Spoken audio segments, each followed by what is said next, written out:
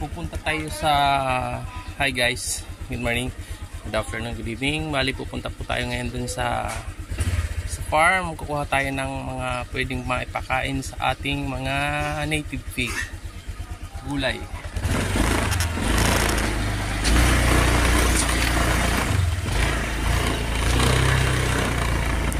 Lapit lang.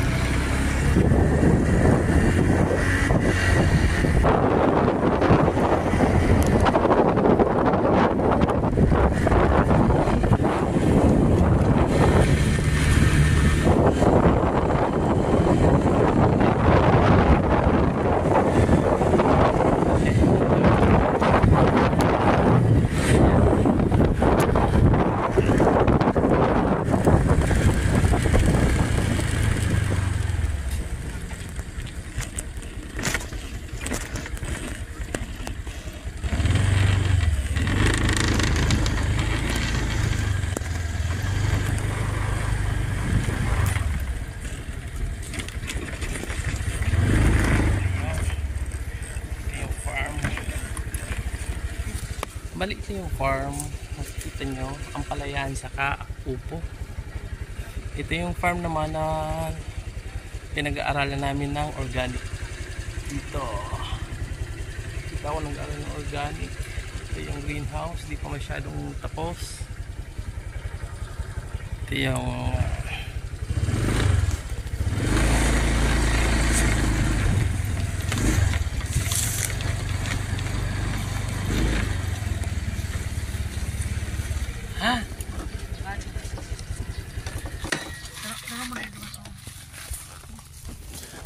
Aren, ang palaya ma? Kakanong ka oreg? Yan upo kaya na. Ito po. Bali upo. So, dapat na doon ko yan. Ito yung upuan dito. Hinihingi ko po ang mga upo. Reject po yan. Ito pa may ari.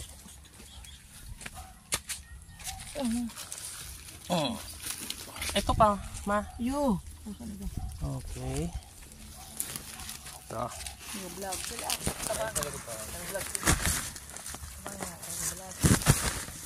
Mukbang. Ito yung papakain natin sa ating native pig. Ipa.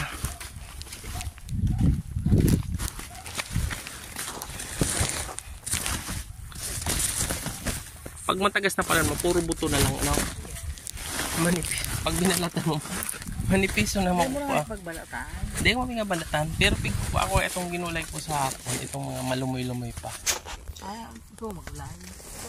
Pig gisa ko. Yung ulam may kasugma. Ay, subanggi. Yan. Ika? Yun, makisayan. Ay, asan yung may-ari? Ay, yung nagtanim. Oh, yan na po. Ito po yung malawak po ito. Siguro ba 1 hektarya yung pataniman. Yan. Okay. So, yan muna po. At ito yung kakatayin ko pa mula para lutuin sa aking mga native pig. Good luck. God bless sa mga nanonood. Stay tuned for update.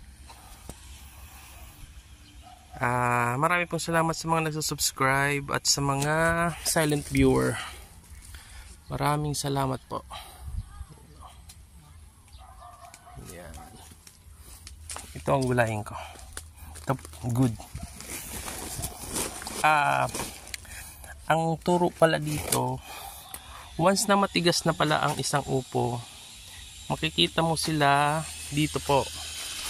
Pag kinurot mong malambot pa, good paan. Pag malambot pa yan sa puwet, itong puwet na to. Pag di na siya nakurot, yun, bad na siya. Ay bad, matigas na. Okay. Basta po.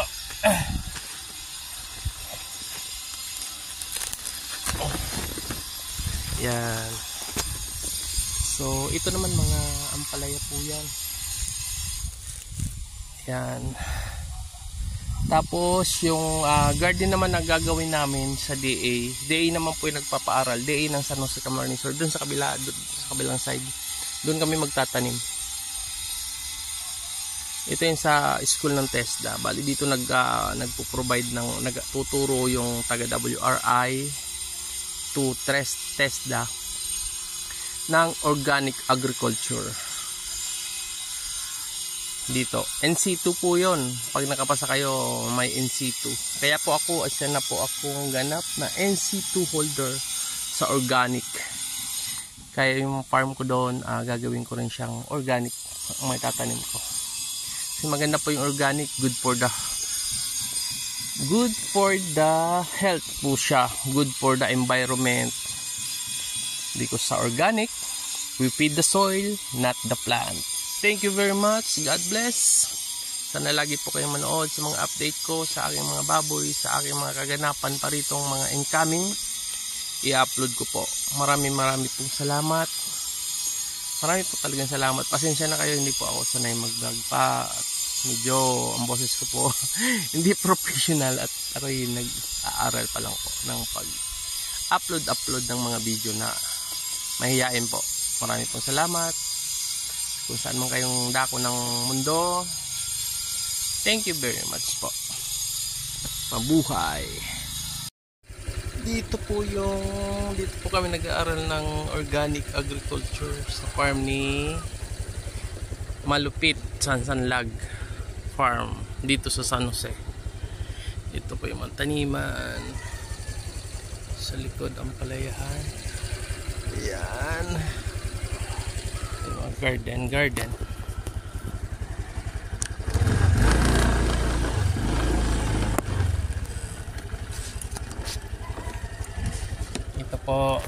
Ito po yung pangalan ng farm.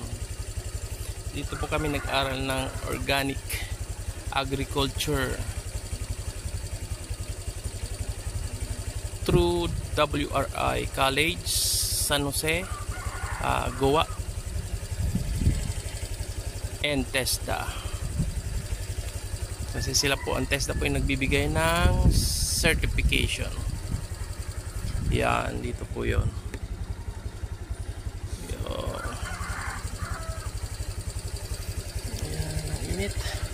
Uwi na po ako, kinuha ko lang po yung mga pagkain po para sa mga aking native. Thank you.